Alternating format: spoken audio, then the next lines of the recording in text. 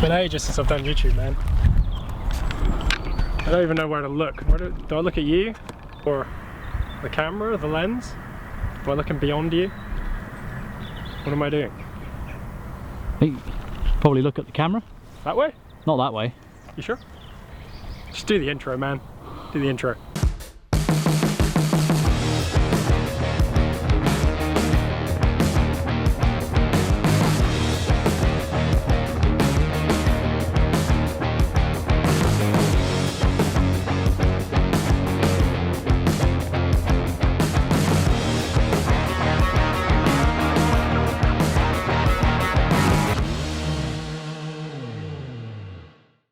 Harness that YouTube energy, Joe. Hold still so I can focus. Don't say that. Do you know me? Also, do you want your hands to be in, because you're using them? Oh yeah. I'll try and frame I'm it. quite animated with my hand. Yeah.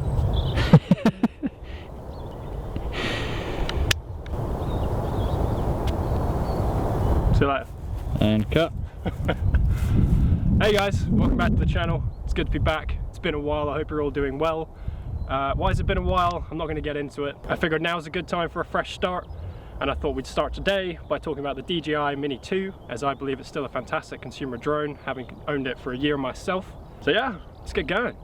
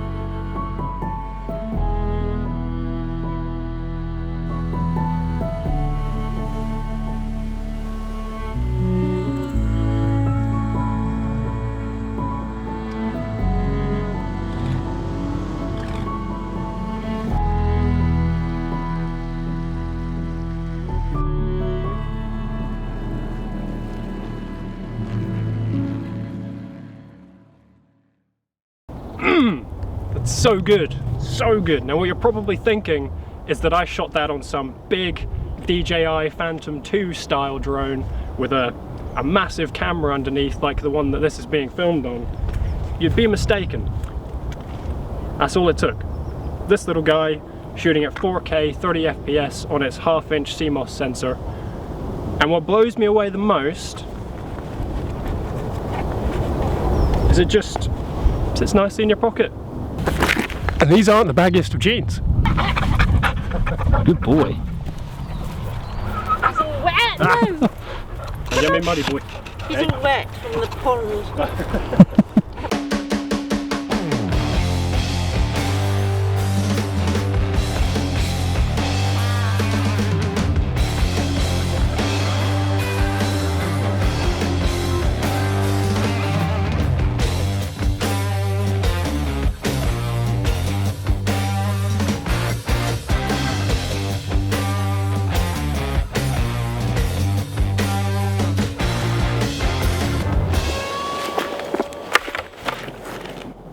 So, how much are you paying for the luxury of such great footage in a small footprint?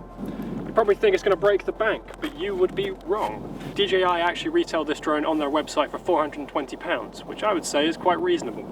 Now, if you fork out another 100, you get the Fly More kit, which comes with this delightful little bag. You get the two-way charging hub, which comes with 2 extra batteries, the third one being in the drone already. This charges all your batteries one after another. Really super convenient, fits in your bag, takes up no space at all. Also, if you're like me and you tend to crash your drones, DJI very kindly provide many more propellers. Now each battery is going to give you about 37 minutes flight time according to DJI.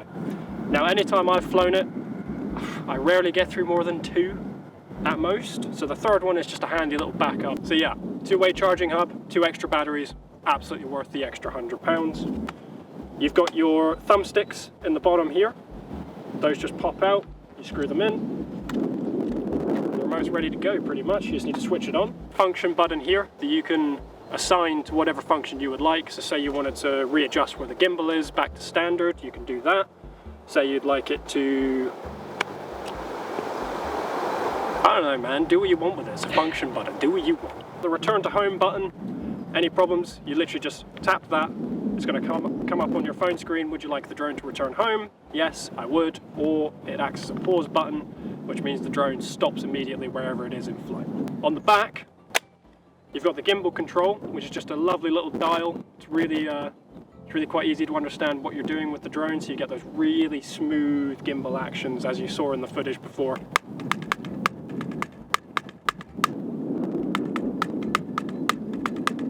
And now, the sound of DJI. As I said before, this is a 4K half-inch CMOS sensor. Image-wise, you're getting 12 megapixels out of this thing, which is fantastic. I mean, that's comparable to your mobile phone, but the difference here is you're getting raw. So you can run it through Lightroom, you can run it through Photoshop, really make those details pop, pull out the colors. The camera itself is 3-axis stabilized, which, as you saw in that footage, I mean, I've not added any stabilization to that. That's straight out of the drone. I did color grade that footage. I'll run some examples of what it looks like straight out of the camera versus once it's been color graded. But as far as stabilization goes, I didn't touch it. That is just how stable it is out of the box, which is absolute. I'm hungry, Joel. You hungry? I'm always hungry. Lunch.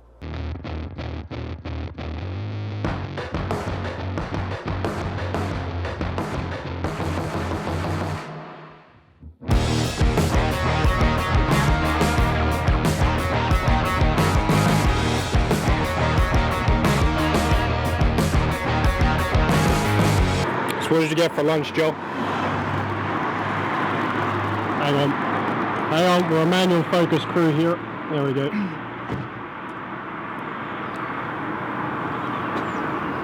What's that? You enjoying that?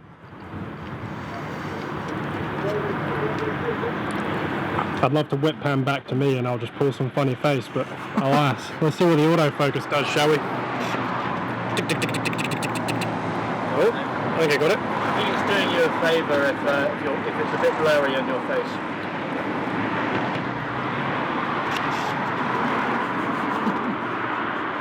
No, put that down.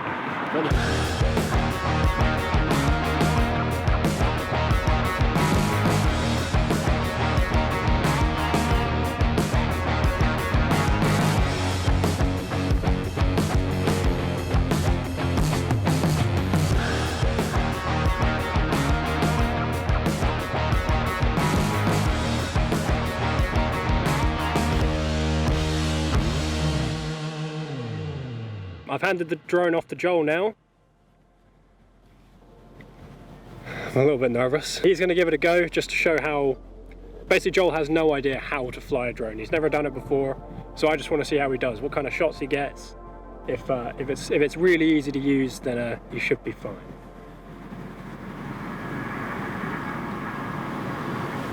He doesn't know how to take it off.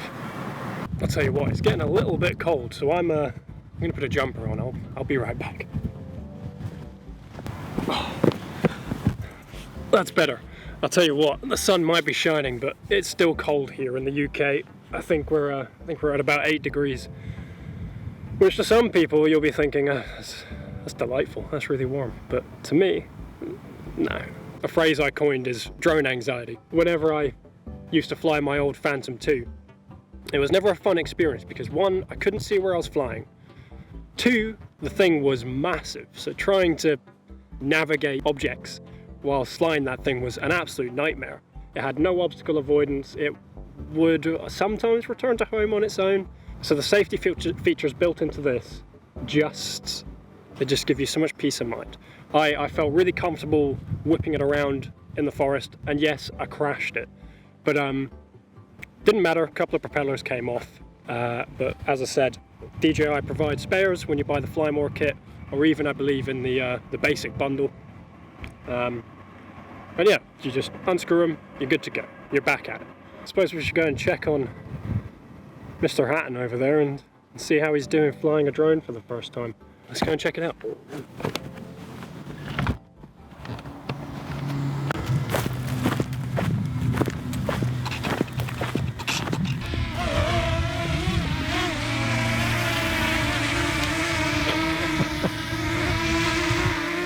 Yeah, you got the hang of it? I think so.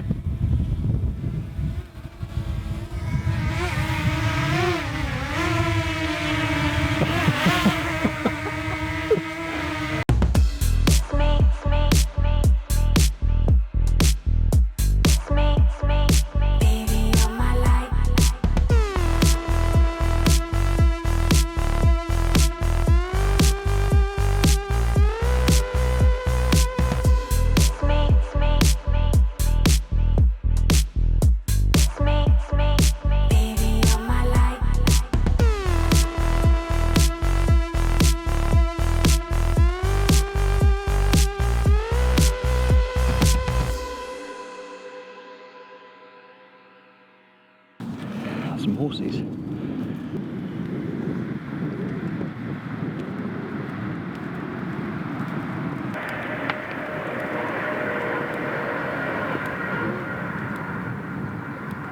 Nice horse shots, bro. Real nice horse shots. So who's this drone for, and why should you buy it over the Mini 3? I would say it's for the entry-level drone pilot, the person who's just looking to get into it, looking to learn the basics and to use something that's not too expensive. And so because it's not going to break the bank, you don't have to be worried too much that if you crash it and break it, Then again, saying that, if you crash it and break it, with all of the safety features on that thing, it's you that's the problem.